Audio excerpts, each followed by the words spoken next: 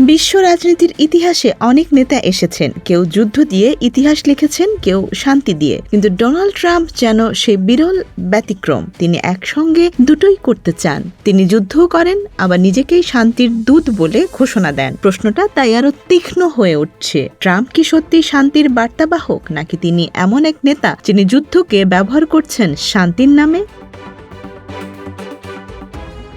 জাপানের প্রধানমন্ত্রী যখন বলেন শুধু ট্রাম্পই বিশ্বে শান্তি ফিরিয়ে আনতে পারেন, তখন এটি নিছক প্রশংসা নয়, বরং এক ধরনের রাজনৈতিক বার্তা। এটি একদিকে ট্রাম্পের বৈশ্বিক প্রভাবের স্বীকৃতি, অন্যদিকে বিশ্ব রাজনীতির এক ভয়ঙ্কর বাস্তবতার প্রতিফলন। শান্তি এখন নির্ভর করছে একজন অপ্রত্যাশিত নেতার সিদ্ধান্তের উপর। এটা কি স্বাভাবিক? ট্রাম্প বারবার বলেন তিনি যুদ্ধ চান না, কিন্তু বাস্তবতা বলছে ভিন্ন গল্প। মধ্যপ্রাচ্যে সেনা সমাবেশ, ইরানের বিরুদ্ধে কঠোর হুমকি, গাজা ইস্যুতে সরাসরি সম্পৃক্ততা, নতুন শান্তি বোর্ড গঠন, এগুলো কি শান্তির রোডম্যাপ নাকি যুদ্ধের নতুন রূপ? অনেক বিশ্লেষক মনে করেন ট্রাম্পের কৌশল খুব স্পষ্ট, যুদ্ধের ভয় দেখিয়ে শান্তি আদায়। এটি কূটনীতি নয়, এটি চাপ। নোবেল না পাওয়া অহংকারী ট্রাম্প। নোবেল পিস প্রাইজ বিশ্বের সবচেয়ে মর্যাদাপূর্ণ স্বীকৃতিগুলোর একটি। ট্রাম্পের বক্তব্যে বারবার উঠে এসেছে এই পুরস্কার না পাওয়ার ক্ষোভ। তিনি সরাসরি বলেছেন, আমি এত কিছু করার পরও যদি স্বীকৃতি না পাই, তাহলে কেন শান্তি নিয়েই ভাবব? এই কথাটা কি শুধু হতাশা, নাকি এর ভেতরে লুকিয়ে আছে আরো বড় কিছু?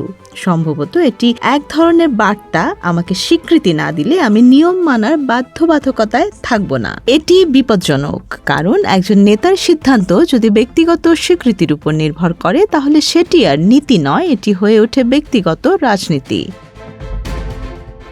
গ্রিনল্যান্ড থেকে মধ্যপ্রাচ্য। গ্রিনল্যান্ড দখলের ইচ্ছা শুনতে অবাক লাগলেও এটি ট্রাম্পের চিন্তার অংশ। তার যুক্তি বিশ্ব নিরাপত্তা, কিন্তু একই যুক্তি তিনি ব্যবহার করছেন মধ্যপ্রাচ্যেও। হরমুজ প্রণালী নিয়ন্ত্রণ, ইরানের প্রভাব সীমিত করা, মিত্রদের নিরাপত্তা নিশ্চিত করা, এই সব কিছুর আড়ালে কি সত্যি শান্তি আছে, নাকি এটি বিশ্বজুড়ে প্রভাব বিস্তারের পরিকল্পনা? ট্রাম্পের শান্তি বোর্ড।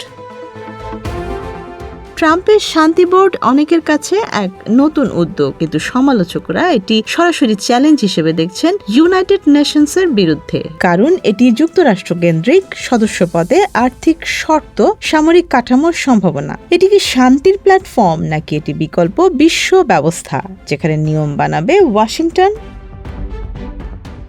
দ্বিমুখী ট্রাম্প। ট্রাম্পের সবচেয়ে বড় বৈপরীত্য এখানে।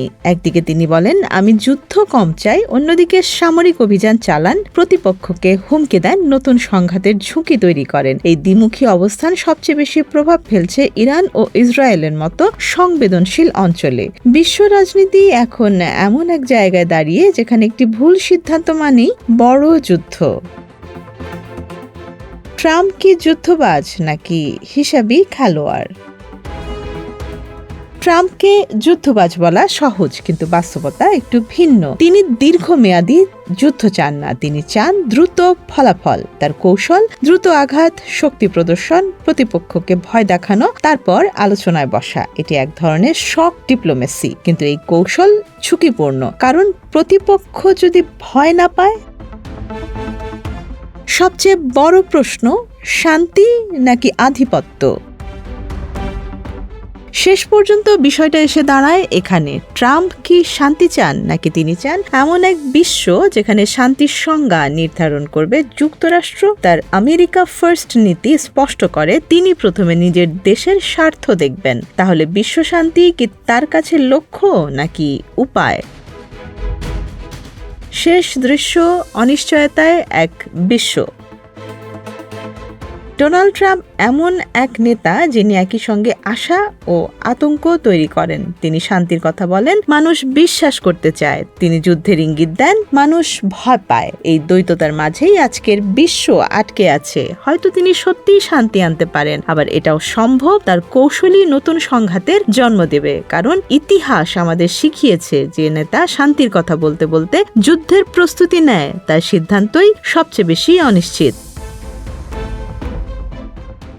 Desk report, Dhaka express.